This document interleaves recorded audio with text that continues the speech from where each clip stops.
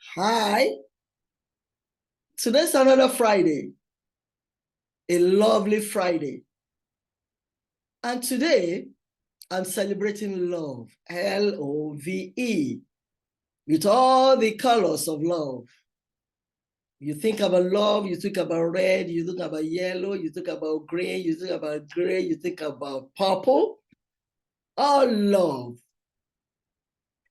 Shades of rainbows, love. That's what I'm talking today.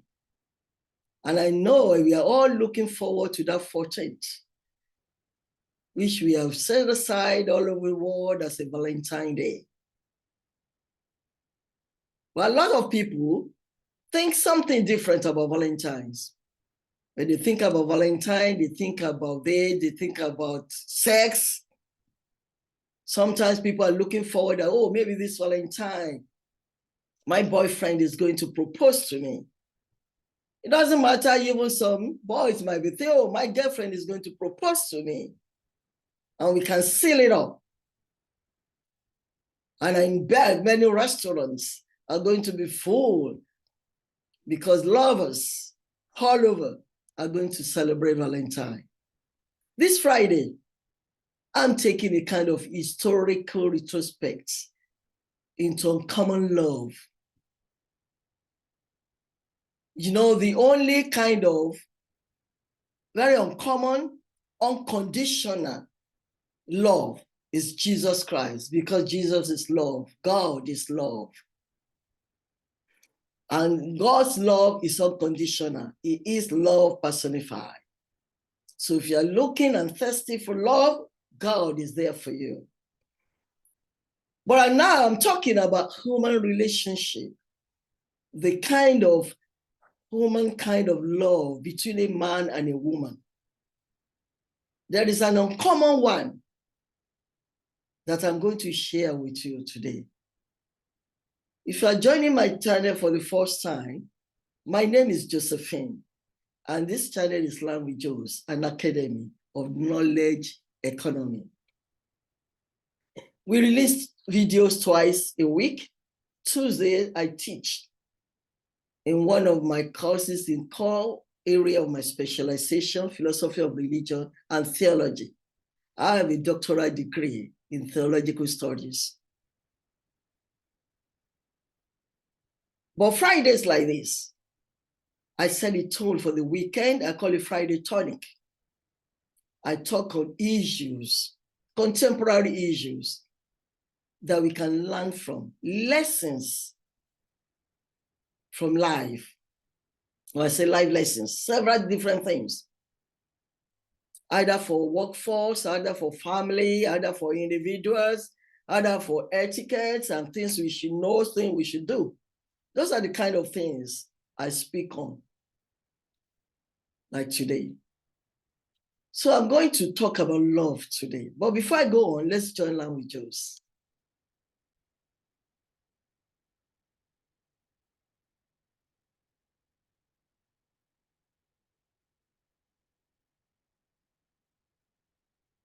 Yeah, I welcome you back. If you are just joining, my name is Josephine. I am your digital professor. Today, like I said earlier on, I'm talking about love because we're in season of love. And I wonder how many people can truly, truly love like this woman. How many people can really appreciate their spouse, no matter how short-lived their relationship is, like this woman. And you know this channel is Knowledge Academy. So when I'm talking on something that is so germane like that, that I want people to learn lessons from, I show slides as a teacher. Because I have geographical spread all over. British accent, British pronunciation is different from American pronunciation, is different from all other kind of pronunciation. We have cultural kind of pronunciation. Some might say, oh, I can't hear that professor well. What did she just pronounce or what did she say? I don't want that confusion. for anybody. That's why I show my slides. So you see through those slides, the words that I'm pronouncing, even if I'm not pronouncing your own cultural way. I love you all, and I want you to enjoy every single bit of whatever I say on this channel. I know a lot of you have been with me for over a year. I thank you so much. All my subscribers, all my viewers. Continue to share for others to learn. And I'm taking a journey back. Even though I live in United States of America, I am an African, as you can see. I'm from Nigeria. And this story I want to tell you now is from Nigeria, specifically Lagos, Nigeria. So I'm going to share these slides with you to follow me as I tell you. For some of you have been to Lagos in Nigeria. There is a particular street there in Victoria Land, they call Kofo Abayomi Street. And the story behind that street is what I want to tell you now. It's a love story because we are celebrating love.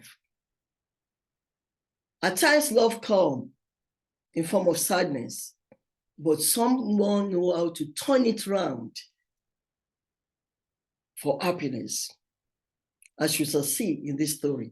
So hold on as I share the slide with you, and I continue to tell you this great love story, uncommon love between spouses. So like I said, this is historical love retrospect in view in Kofo Abayomi Street, Victoria Island, Lagos. I call it uncommon love.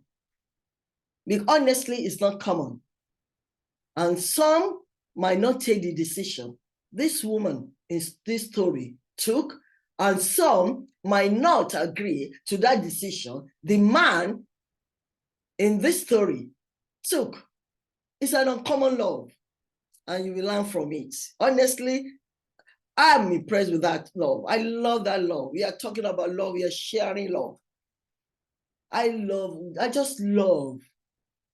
And I like us to understand that love comes in shades of rainbows, but there are some that are historical and the good example of the great love one sometimes might use as templates for love. Lagos lawyer Moronfolu Abayomi was shot dead in a Lagos courthouse at the Tinubu Square on August 25, 1923. He had just married his wife, and the marriage was only 3 months, 15 days. Can you imagine that sadness? 3 months, 15 days after this man, Moronfolu Abayomi, married his beautiful wife, a vibrant, proactive lawyer, he was shot dead at the courthouse. Abayomi's killer was a famous Lagos entrepreneur and what we call big boy. His name is Duro Denfoso, from the renowned Denfoso family. For those of you who are from Africans and you're listening to these videos, you will know about the Denfoso families. And for those of you who have visited Lagos, Nigeria, I am sure if you are not familiar with this story, I want you to come along with me. Denfoso was having a legal battle with his insurance company, and the case was taken to court. The insurance company hired a young and vibrant lawyer, Barrister Moronfolu Abayomi, who just got married 3 months, 15 days ago. But the man has to work. He might still be even his honeymoon, but then work calls, and he has to go to court on behalf of his client, the insurance company. As the case proceeded, the young barrister was able to prove that the Kofo committed arson on his home and business to defraud the insurance company. You know, some insurance company, they encounter this kind of things sometimes. Where some think they are smart, they are clever, they want to defraud them and get something, and they plan arson themselves. It was exactly what the Kofo planned. So on August 25, 1923, when the Kofo was being led out of court to begin his prison sentence, because lawyer Moronfolu Abayomi won his case against this fraudster. And the fraudster rightly was sentenced to prison. He was convicted. And as he was going, honestly, anytime I recount the story, I still wonder, how was he able to get a gun, a revolver, inside the court? Did he take it from the police guy guiding him? Was he hiding it somewhere with him? Only God knows. I don't know. And I can't tell you. But what I know, the convict shot Abayomi with a revolver and turned the same gun and shot himself. He knew he didn't want to. He's a big boy, a socialite. He didn't want to go to prison. He knew what he has done is shameful. If he wanted to kill himself, he could have killed himself alone. But the lawyer, for being brave enough to win the case, the lawyer is not the owner of the insurance company. He was just hired by the insurance company. But because he defended so well, and he got him this prison sentence, he shot the lawyer and shot himself. Barrister Moronfolu Abayomi died from excess blood loss while in transit to the hospital. The bullet had penetrated his lungs. What a sad day for the young wife of 3 months old. Whereas the killer was hospitalized, but this Lagos big boy refused to be treated and died 6 days later on August 31, 1923. Bad riddance to bad rubbish. He ensured he sent the lawyer before him to heaven. The lawyer went to heaven, but he went to hell. I mean, if you shoot yourself or shoot somebody, God is shedding of blood, definitely. Your path to hell is made up for you. Anyway, the death of the killer. The killer himself died 6 days later on August 31, 1923. And that's the beginning of this love story. Uncommon love relationship. The barrister's young widow, Oyikonsola, was devastated. Who wouldn't be? You're still in your honeymoon. Your marriage is just 3 months. 3 months, 15 days.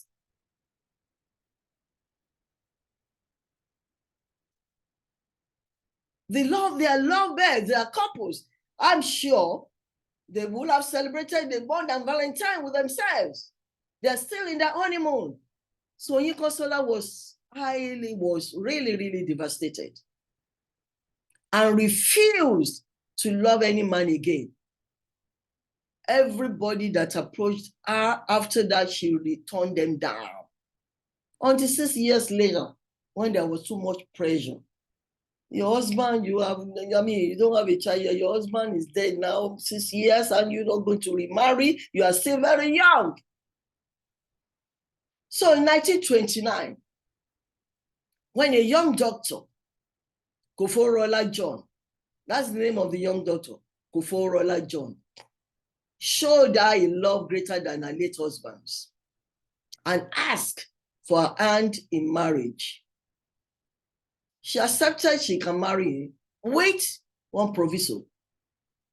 And that's where the great uncommon love of her first love, Moronfolu Abayomi, came forth. Oyikonsola will only agree to get married on one condition. And that Kofo John bore the name of her late husband, Abayomi. Now look, Okay, I'm ready to marry you. You have been good. Yes, you've shown me great love. But I will only marry you if you change your own last name, your father's name, John, to Abayomi, my late husband's last name. How many men, even with love, can do that? I ask, how many men can do this? Even with love, we are in the love season. You are professing love to that your woman. That woman is professing love to that one. As a man, if the woman you want to marry tells you, I will only marry you if you change your last name to my late husband's father's name, last name, will you agree? But because Kofo John loved this woman, Oyekosola, he agreed. And I'm sure his family will have been saying, what nonsense? Are you the one marrying this woman, or is this woman marrying you? And you cannot come in from Africa. And my own tribe, Yoruba, I'm a Yoruba. I belong to the Yoruba nation. And we Yorubas are very proud of our ancestors. We are very proud of our dynasty. We take our father's name in the pride, and we say, oh, I'm going to drop the name John, I'm going to bear your late husband's name. I'm sure some family member will say, what are you trying to do? What kind of love is this? But Kofo John agreed. And he relinquished his name John legally. Legally. With love for his wife to be. He relinquished the name John and surprisingly agreed, and they married the following year in 1930 with the name Abayomi. Great uncommon woman love. They were married for 48 years. I'm sure God compensated Oyekosola in not having another short married life. Sir Kofo Abayomi's death on January 1, 1979, died on January 1, 1979. They were married in 1930. Kofo Abayomi, the former Kofo John, now Kofo Abayomi, died on January 1, 1979. He was 82 when the doctor died.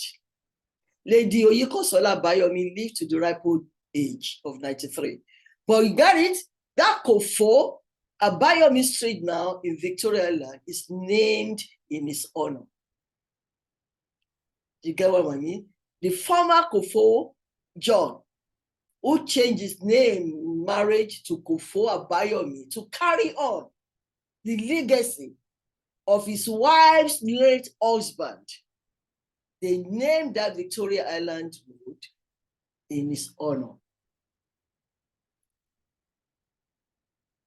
Wow, what a common love.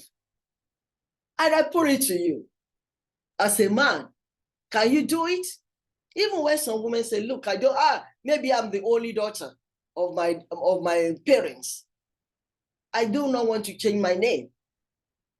Can you bear my father's name? How many of you can relinquish your own last name, your father's name, to bear your wife to be's father's name, last name? The pride of a man, the ego of a man. Does that matter more than the love? Ponder on this as you're celebrating love this Valentine. I love you all. I love you all. Some can come out with the excuses. I know. Not many can do that. Relinquish their own last name to bear the wife's last name, father's name, or even not to talk about late husband. Because what the man will be thinking, oh, are you still in love with your late husband? You want to marry me? You know, late husband means more to you than me, or something like that. There will be a lot of reasons they will not be able to do it and go on with that marriage. Love is essential. We have unique love. God is love. And the greatest commandment of God is love. To love God with all our heart, with all our mind, with all our being, with total, complete. And the second is like the very first, to love others like ourselves. Can you love enough to change your last name to your woman's late husband's name or our father's name? Ponder on it as a man. Have a wonderful weekend.